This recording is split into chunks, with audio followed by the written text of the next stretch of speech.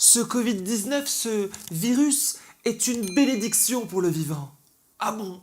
Hein? Non, non, je crois pas, non. Hein. Ça va faire 1 mois que la seule forme de vie que j'ai pu croiser, c'est sur mon balcon en plein de courgettes. Hein. Et j'aurai pas tellement longtemps comme ça. Mais profites-en pour te recentrer sur toi-même, sur l'essentiel, sur l'importance, sur le vrai. Tu sais. Je sais quoi? Moi, je sais juste que celui du dessus a décidé de retaper tout son appartement pendant le confinement, hein, que celle d'en dessous, hein, c'est pas comme s'il était habitué à rester à la baraque, elle a jamais bossé de sa vie, hein, de toute façon, et celui d'en face, là, tu sais, je suis pas raciste, hein, mais... L'air est de nouveau respirable en Chine. Les dauphins sont revenus à Venise. Les dauphins à Venise.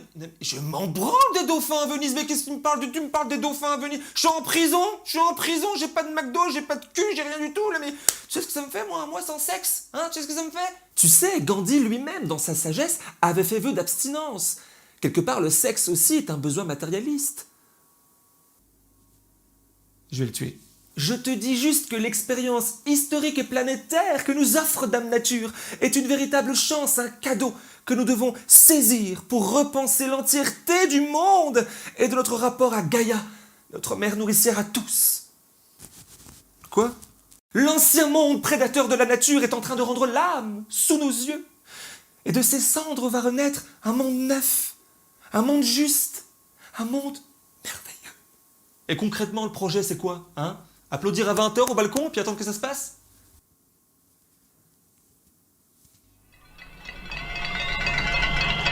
Putain!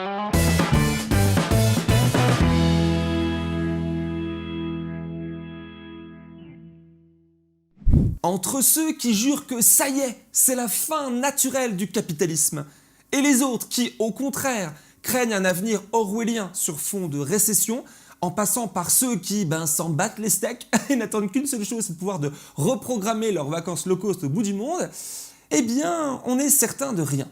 Hein? Ou alors seulement que tout est incertain, comme jamais. Salut l'internaute, ça va? Hein? Pas trop, je sais, moi non plus. Je suis comme toi confiné, seul comme beaucoup. Dans mon appart, moi, en France voisine directe de Genève, la Suisse, depuis le 16 mars dernier. Jusqu'à la veille, je parcourais régulièrement la France en long, en large, en travers, à réaliser 1001 choses en faveur des luttes menées dans un but d'intérêt général. Et d'un coup d'un seul, je me suis retrouvé seul. Genre seul. Enfermé, isolé chez moi, ici où je travaille désormais depuis 1 mois en solitaire, à 1 minute et demie à pied de la frontière avec la Suisse. Frontière ici marquée par un ruisseau et des arbres. Un endroit fort agréable où, côté suisse comme côté français du cours d'eau, les gens venaient encore hier prendre l'air librement et où désormais des militaires suisses font des rondes avec leur talkie-walkie crépitant en suisse allemand et se planquent dans les arbres. Oui, prêts à me sauter dessus à la moindre tentative folle que j'aurais d'éventuellement passer clandestinement de l'autre côté afin d'aller rejoindre la liberté de flâner au bord du lac, dans les parcs, l'esprit léger, car oui, s'y est encore permis, sans attestation policière minutée, sans risque de me faire taser par le premier flic facho croisé, et sans drone qui me piste depuis le ciel français. Tous les déplacements hors du domicile sont interdits, sauf dérogation. Mis à part ça, rien n'a changé. Tout va bien. De cette crise sanitaire historique, il y a énormément à dire, à analyser, à observer. Sans doute qu'après, si jamais il y a un après propice à cela, avec le recul, il y aura 1000 choses, 1000 leçons à en tirer. Dans l'émission Seuls Ensemble, que je te propose régulièrement ici en direct depuis le début du confinement, d'ailleurs merci, c'est ça qui me fait tenir en ce moment, de vous faire venir chez moi et puis moi entrer chez vous, on a déjà pu aborder de nombreux sujets et aspects de la chose. D'ailleurs, les 12 émissions passées sont toujours disponibles en lecture différée sur cette chaîne. Mais là, après 1 mois de direct, j'avais envie de me poser, d'écrire, de réfléchir, de tourner une vidéo comme avant pour aborder un sujet qui me touche beaucoup, la xénophobie. Jouez à bonne heure. Ah oui, je casse l'ambiance, désolé, mais bon, c'est comme ça.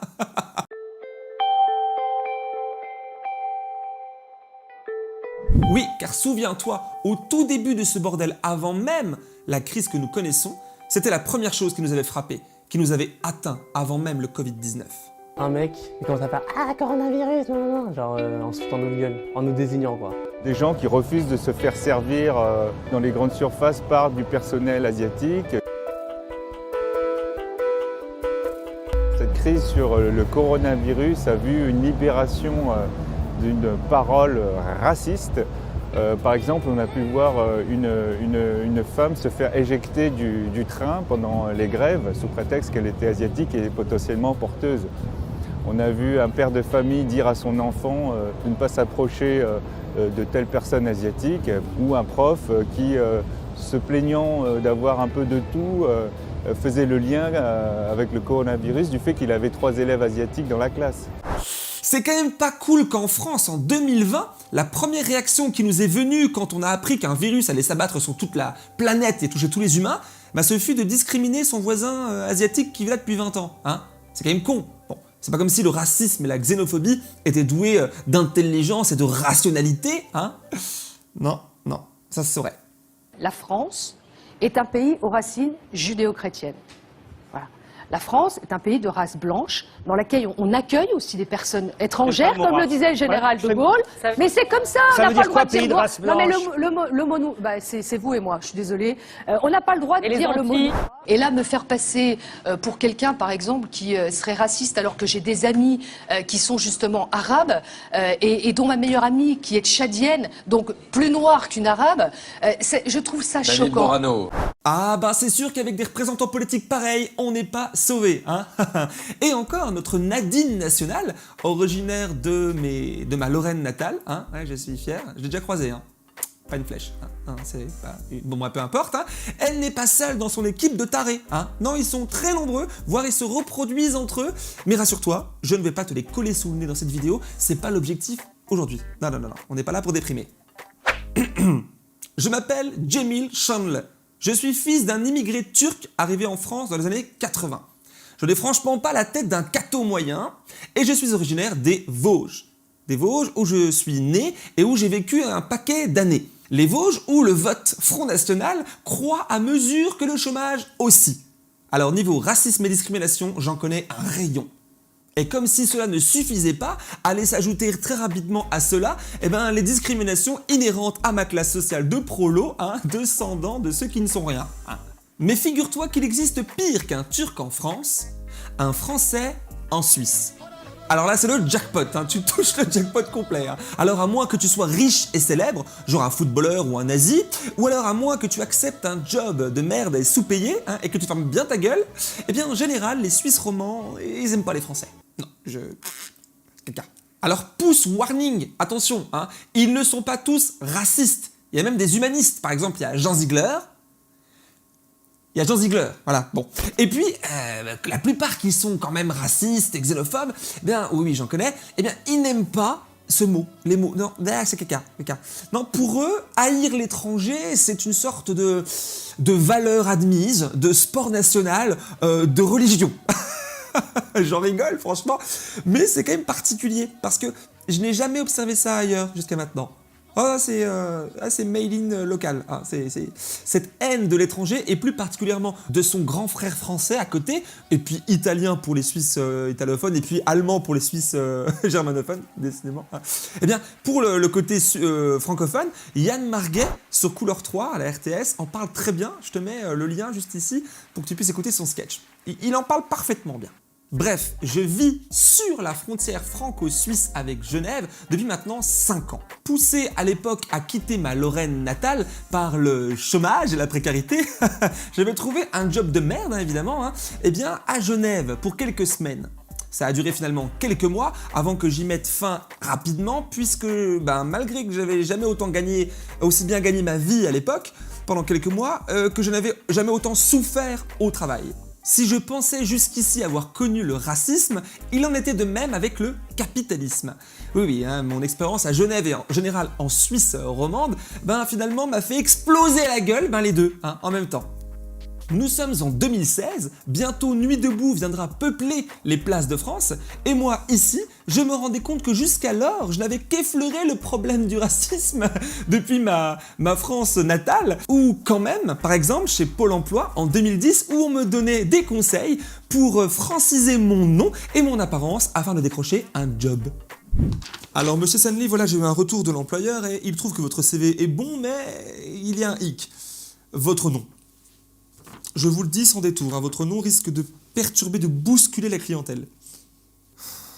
Mais tout n'est pas encore perdu, monsieur Sanley, puisque dans votre dossier que j'ai là, j'ai noté que votre mère avait pour nom de jeune fille Gérard. Oui, eh bien c'est une idée comme une autre, mais j'ai un très bon ami avocat qui pourrait vous aiguiller, vous aider dans les démarches administratives afin de récupérer, pour pas trop cher, le nom de jeune fille de votre mère, ainsi que le job à la clé.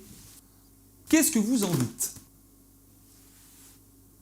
Non, je ne lui ai pas fait ce geste, car il y a maintenant 10 ans, j'ai réellement failli m'appeler Jamil Gérard. Mais finalement non. Alors au-delà du simple fait qu'il me manquait l'argent, hein, tout simplement, l'idée même de modifier mon identité à travers mon nom était une violence que je n'avais pas envie de subir pour décrocher un job de merde. Hein. D'ailleurs, job de merde que j'ai réussi quand même à obtenir, que ce soit chez SFR, Quicksilver, Coca-Cola, Darty et j'en passe, j'ai tout fait.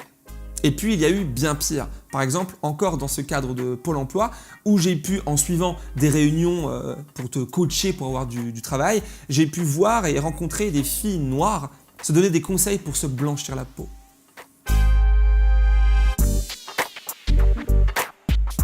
Bien sûr, et plus sérieusement, j'ai conscience de la complexité extrême qu'est le racisme et la xénophobie. Qu'entrent dans l'équation des tas de facteurs inhérents à l'époque, à la situation géographique, à la classe sociale, mais aussi à la politique, la culture, l'éducation, etc. Beaucoup de choses. Cette vidéo n'a pas du tout pour objectif de repasser les choses dans l'ordre et de trouver une solution. Non. J'ai ici 1000 choses à te dire. Hein. C'est le contrat passé entre nous, souviens-toi.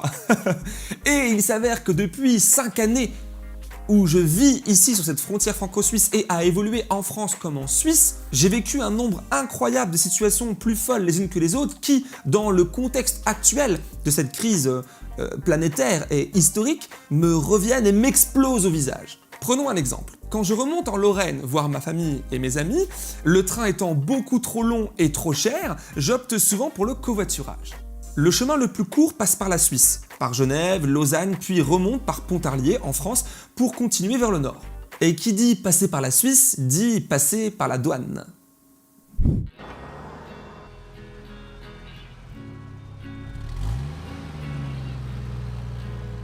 Stop. Ok, passez. Allez, baissez la vitre là. C'est qui le basané à l'arrière? Le basa quoi? Papier. Non, il ne m'a pas traité de basané, mais c'était tout comme, car il a littéralement frappé de son poing la vitre arrière de la voiture qui roulait déjà puisqu'elle avait le droit d'avancer, selon lui-même, selon son ordre, hein, quand il a croisé mon regard et qu'il m'a vu pour me contrôler moi, et uniquement moi.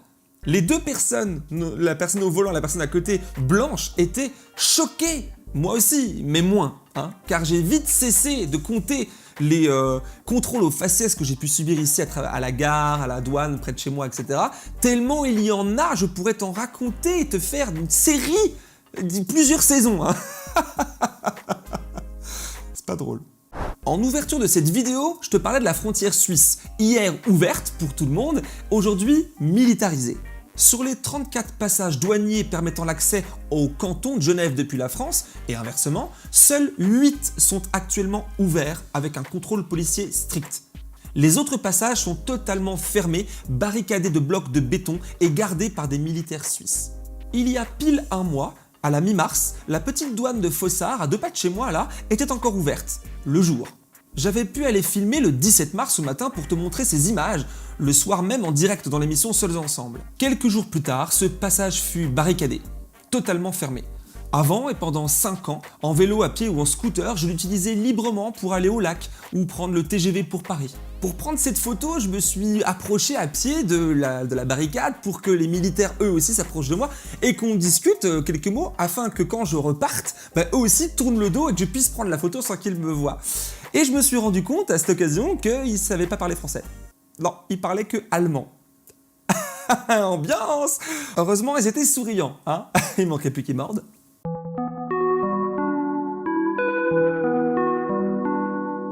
La situation actuelle autour du Covid-19 est vécue, subie et gérée de manière différente selon les endroits du monde. Mais la réaction de chaque gouvernement et donc des populations est elle-même conditionnée par les décisions politiques générales en matière de santé, de sécurité et même d'économie, prises largement en amont de cette crise sanitaire, durant des décennies. Si le gouvernement français mise tout sur le confinement strict et total de toute sa population, c'est qu'il n'a pas d'autre choix. Pas assez de lits d'hôpitaux, pas assez de matériel médical, aucun masque et trop peu de personnel soignant. Alors pourquoi ? Car des décisions politiques antérieures et même encore actuelles, en pleine crise, oui, visant à faire des économies sur la santé publique, créent et entretiennent l'austérité, le manque. Sur l'autel du capital et de la mondialisation effrénée a été sacrifié le service public au profit de quelques intérêts financiers privés. Et aujourd'hui, nous en payons le prix fort. Oui, nous, pas eux. C'est nous qui sommes confinés, en prison chez nous, amendés ou agressés par les forces de l'ordre si nous bougeons une oreille. C'est nous qui serons demain forcés à travailler plus longtemps, plus fort, pour renflouer le paquebot France coulé par la finance et les évadés fiscaux encouragés par le gouvernement. À l'heure où je tourne cet épisode, j'apprends en direct que le MEDEF et le gouvernement, de mèche évidemment, ont revu leur projet de nous faire bosser comme des chiens pendant les vacances, la nuit et même pendant qu'on est mort. Comme quoi la mobilisation sur internet et l'indignation générale, ça peut servir. Début mars encore, alors que l'Italie voisine croulait déjà sous les morts, notre gouvernement nous a invités à aller au théâtre, à nous promener tranquillement au bord des quais de la Seine et aussi à nous rendre aux urnes. Et le ministère de l'Intérieur commandait non pas des respirateurs et des masques, mais des drones et des grenades lacrymogènes. Un appel d'offres publié le 3 mars au bulletin officiel des annonces des marchés publics est chiffré alors en millions d'euros. Eh bien, nous ne sommes pas dans le même camp, madame. Notre gouvernement a choisi son camp, ou plutôt n'en a pas changé. Celui des discours socialistes trompeurs pour séduire, mais des actes répressifs, eux, bien réels, pour tenir dans le rang la population et sauver le modèle néolibéraliste. Terreau parfait pour cultiver un climat de violence, un climat de guerre. Comment s'étonner alors de toute cette haine qui explose entre nous, entre Suisses et Français comme je te le conte ici, mais entre Français tout court aussi. Chacun d'entre nous a pu faire l'expérience d'entendre, voire peut-être de dire, des insultes envers les Français après avoir vu des images de Parisiens au bord du canal Saint-Martin en mars dernier. Cette distanciation sociale pas toujours respectée, cette image qu'on a beaucoup vue sur les réseaux qui... Mais tous ces abrutis là, ces irresponsables de Français là qui sortent à la moindre... C'est pas possible d'être aussi con. Ah là là là. Jean-Mi, tu me passes une petite bière ? Allez. Il fait beau. Il fait beau.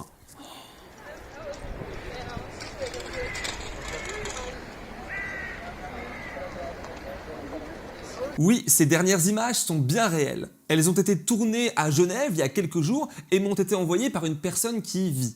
En Suisse, le confinement de la population est fortement demandé par le Conseil fédéral, par le gouvernement, mais sans obligation ni menace de répression comme c'est le cas chez nous. Amusé d'entendre mes amis suisses dire qu'ils sont bien plus respectueux des règles et qu'ils n'ont pas besoin d'obligations pour se confiner eux-mêmes, j'ai publié ces quelques secondes de vidéo sur mon compte Twitter et cela m'a valu une avalanche de messages au mieux malhonnêtes, au pire clairement racistes, de la part de Suisses ayant perdu humour et sens critique. Tu l'auras donc compris, les Helvètes ont totalement verrouillé leurs frontières. Enfin, sauf pour les évadés fiscaux et les travailleurs frontaliers. Parce que, par exemple, à Genève, la grande majorité des personnels soignants à Genève dans les hôpitaux publics ont été formés et vivent en France. Ils et elles ont donc le droit de passer la douane chaque jour pour aller bosser, mais seulement bosser. À la douane, il est clairement indiqué qu'il est interdit de passer la frontière pour passer du bon temps, se promener au bord du lac comme le font les locaux. Et si jamais tu tentes, c'est 100 francs d'amende. A l'inverse, c'est environ 3400 Suisses ou étrangers genevois qui ont été refoulés à la frontière française depuis le 17 mars. Ces milliers de personnes habitent en réalité à l'année en France, dans leurs maisons et autres villas construites du côté-ci de la frontière, mais se sont domiciliés fiscalement en Suisse pour éviter de payer les impôts en France.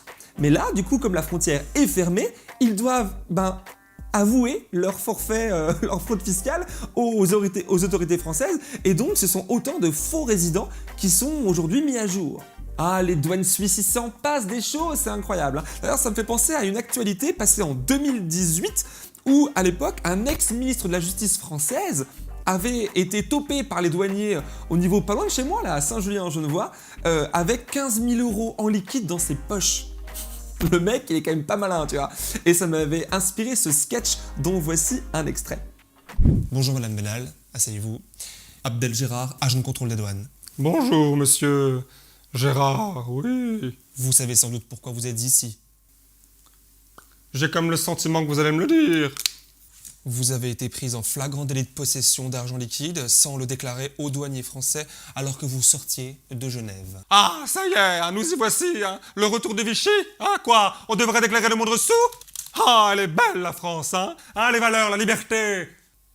Il y a aussi égalité et fraternité dans notre devise. Égali quoi? Fraternité? Ah, j'ai pas signé pour ça, moi, monsieur. Selon nos informations, madame, vous êtes à la tête d'une fortune s'estimant en milliards. Vous reversez les 2/3 de vos bénéfices annuels à vos actionnaires et on vous suspecte de faire de l'évasion fiscale. Écoutez-moi, nos employés polonais travaillent dur pour que mon mari gagne ce que j'ai. Et puis quoi encore? Que je paye des impôts pour financer vos salaires à vous, fonctionnaires, qui viennent ensuite entraver à ma liberté de ne pas en payer? Je ne suis pas folle, vous savez. Ça se tient. Dites-vous qu'on n'a pas fait élire le petit Emmanuel pour rien.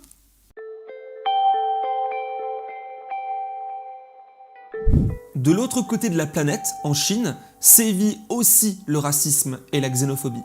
Là-bas, d'où proviendrait le Covid-19, c'est dans la ville de Canton, la 3e ville la plus peuplée du pays, que la communauté noire africaine locale subit des mesures discriminatoires. On y suspecte les personnes noires d'être porteuses du virus et on les force à subir tests et quarantaines. Tandis que chez nous, en France, comme un peu partout en Occident, les appels à la police pour délation dans le voisinage explosent et représentent parfois 70% des appels passés. En fait, partout, on observe la même chose. En France comme en Chine, en passant par la Suisse, c'est la seule et unique peur, irrationnelle, ignorante, qui sert de terreau fertile au racisme et à la xénophobie. Situation parfaite qui profite ensuite aux classes sociales dominantes et empêche toute révolution. Nous assistons très probablement à la fin d'un cycle humain sur Terre, à l'effondrement de notre système économique mondialisé ou à sa profonde mutation. Mais ce changement n'a pas débuté le 16 mars 2020, non. Cet effondrement des écosystèmes, mais aussi de l'économie, s'opère depuis des décennies. La différence est ici que les pays riches, les pays du Nord, prennent cette étape Covid-19 en pleine face. Une étape, oui, parce que ce n'est qu'une étape de plus vers le monde d'après. Celui décrit par les optimistes comme merveilleux et enfin débarrassé du capitalisme. Celui décrit par les pessimistes comme affreux et en proie aux dictatures modernes. Moi, ce que je pense savoir, c'est qu'aucun changement vers une société plus juste, plus écologique, plus respectueuse de la vie, de la nature, ne se fera naturellement, sans lutte, sans mal, sans organisation. Ça serait bien trop simple. On a encore 1000 choses à faire, car en face, Macron et le monde qui le représente, le néolibéralisme et une certaine idée civilisationnelle qui nous a menés à la catastrophe, s'organisent et est évidemment prêt à tout pour se sauvegarder dans le monde d'après. Un monde où des commandes de grenades lacrymogènes et de drones de surveillance policière se font en plein cœur d'une crise sanitaire planétaire où l'on manque cruellement de matériel médical et où les corps s'accumulent dans les morgues.